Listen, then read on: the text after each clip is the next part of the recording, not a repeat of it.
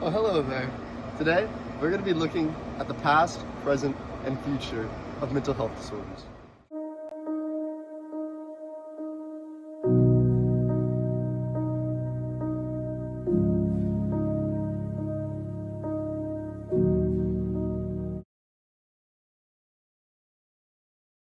Throughout history, the treatment of mental illness has been, shall we say, creative. Some methods were well-intentioned, but horrifyingly misguided. Let us take a journey into the past. First, we have the infamous lobotomy. Imagine a doctor believing that they had the key to curing mental illness is to take a long, sharp instrument, stick it behind your eye, and sever the connections in your brain. The result, many patients become docile, but at the cost of their personality, emotions, and in some cases, basic cognitive functions. It was considered a miracle cure until doctors realized they were reducing people to shadows of their former selves. But if that sounds extreme, consider insulin coma therapy. Physicians once thought that repeatedly inducing comas with massive doses of insulin would reset the brain, much like restarting a faulty machine. Unfortunately, this often resulted in seizures, brain damage, or death. Not exactly a recipe for good health. And of course, we must not forget trepanation. For thousands of years, it was thought that drilling a hole in the skull would release the evil spirits causing mental distress. In reality, it simply introduced a whole new set of problems, such as infections, permanent damage, and, well, having a hole in your head. Thankfully, modern medicine has come a long way. Today, we use carefully researched therapies such as cognitive behavioral therapy, non-invasive treatments like transcranial magnetic stimulation, and targeted medications. No ice picks, no induced comas, just science-backed care that actually helps people.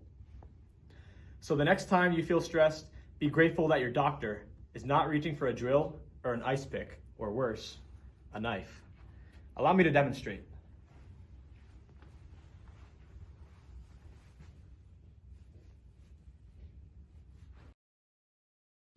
But for decades, this wasn't dark comedy, it was dark history, and nowhere in Virginia embodied that more than Stan's Asylum in Virginia.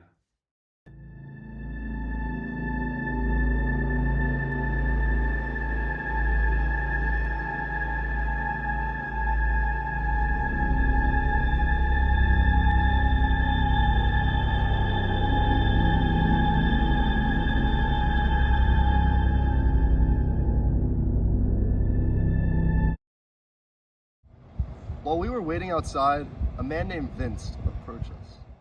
This building was part of that, and it was called Western State Hospital, and that was for people with mental health issues, But then after that,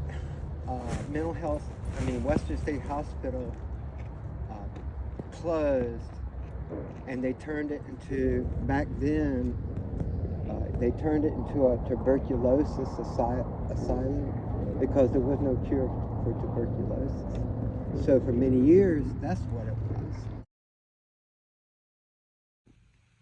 These are the modern day treatments of mental health disorders.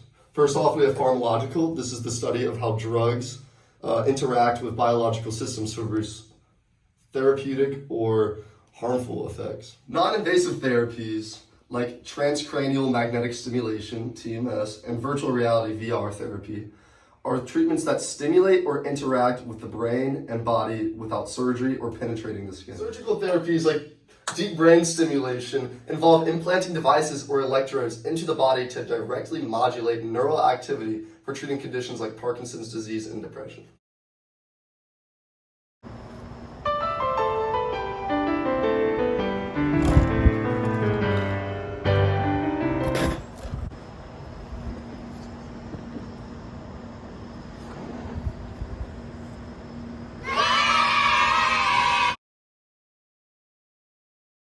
Designed to help you relax and unwind.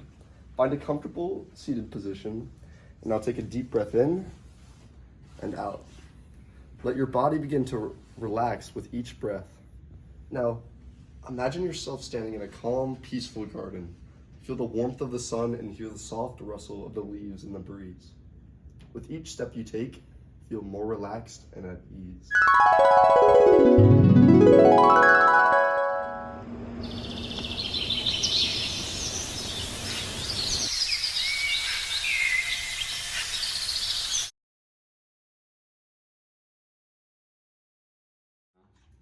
Transcranial magnetic stimulation, or TMS, is a non-invasive treatment that uses magnetic fields to stimulate specific areas of the brain.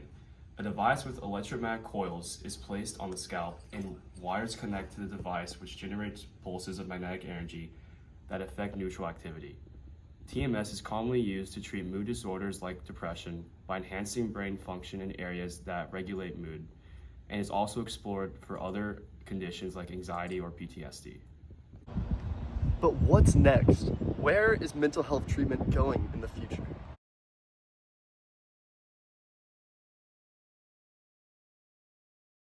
You tired of using your hands? What if you could control your computer with your mind? It's working. The cursor is moving just by thinking, and that's the power of brain-computer interface. Neural signals get translated into digital commands without using your hands.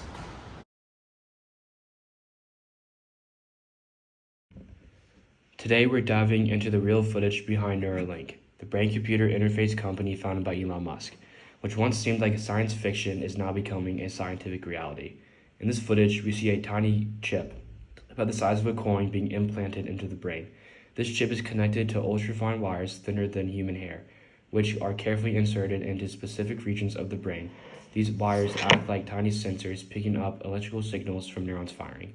Once in place, the chip communicates wirelessly with an external device, translating brain activity into digital commands in real time. One of the most talked about demonstrations features a monkey using only its mind to move a cursor and play a video game. No hands, no controls, just pure brain activity turned into action. This technology opens the door to a future where people with paralysis could regain control over devices like phones or robotic limbs. It could help individuals with neurogenetic diseases restore lost senses and even enhance brain function for those with mental health disorders like depression, PTSD, or anxiety. While the system is still in early testing and must go through rigorous safety trials, Neuralink's real footage shows we're standing at the edge of a major breakthrough in neuroscience. It's not just about controlling machines with your mind, it's about giving people their freedom back. We've come a long way, but there's still so much for us to learn. Mental health treatment has evolved, but the journey isn't over. What do you think the future holds?